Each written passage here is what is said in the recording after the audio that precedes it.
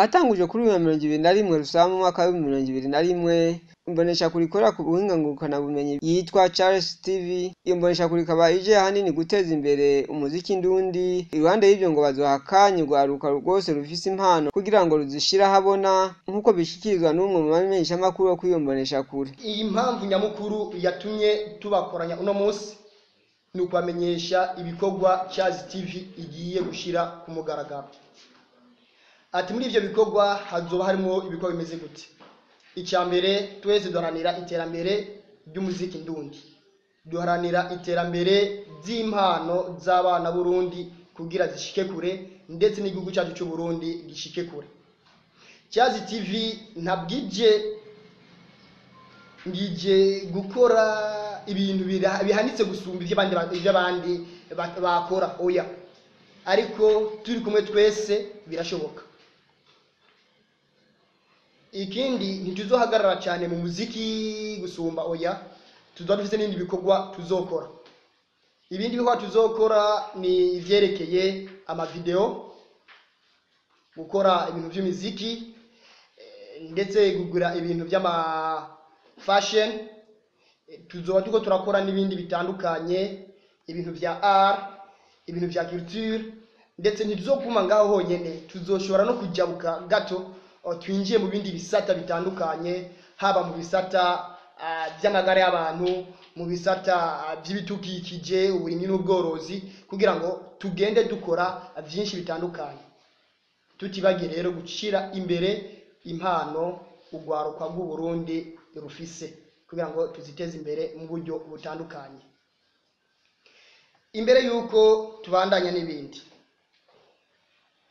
nongere kandi ndabatumire ndababwira ati dufashanye dufatane mu nda kugira ngo kino gikorwa tugiye dutangura uno munsi duterane intege, kujya twara dufashanya mu buryo butandukanye, mu nzira zitandukanye. N'ubu tubandanye dufashanya kuko mu Kirundi barayamaze ngo ntawe uvuka rimwe ngo yuzure ingobyi, kandi ngo ntawiga kubumba ahere ku ntango. Turizera ko turi kumwe twese tuzofashanya ibikorwa bigashika kure. Abene Burundi, impano z'u Burundi, impano abarundi bafise, biciye muri twebwe, biciye muri wewe na jewe, biciye muri Charles TV, biciye mu mateleviziyo menshi atandukanye ngaho imbere yacu, turizera ko bizoshika kure kandi ibendera ry'igihugu cy'u Burundi rikamenyekana hanze ndetse n'umwimbu ukabonekana abiciye mu bikorwa byacu n'inguvu zacu. Banasigurira kandi izina Charles TV aho ryavuye n'ibisata iyo mboneshakure igiye gukoreramo. Ubwa mbere na mbere ide cyangwa se iciyumviro cha Charles TV. D'abord Charles murabona ko ari izina nk'uko tubimenye no ku yandi mateleviziyo akunzwe kutibagira izina rya nyene kuyizana basanga yise iryo zina. Donc Charles TV ni nyene yo yitwa Charles TV, ntaba hafi, ni twebwe tuzomubera hafi kandi baza yuko turi kumwe twese dushoboye.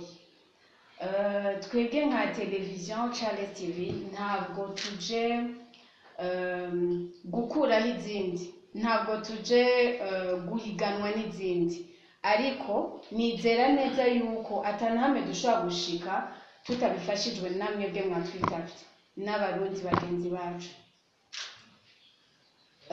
Ikindi nshobora kuvuga, Charles TV ntabwo izokora mu madomene yose, izokora ko ku buzima bwose, haba ubw'abaririmbyi, haba ubw'abana bakiri bato bakeneye kumenyekanisha ico bazi mu kuririmba, mu gucapa n'izindi mpano. Tuzogerageza kuzerekana babamenye, twongere tunabafashe byiharije, tubafashe tubashigikire kugira ngo bashobore gushika imbere. Mu bikorwa byabo kandi bazokora ibyo gukangurira abantu kumenyesha ibyo bakora.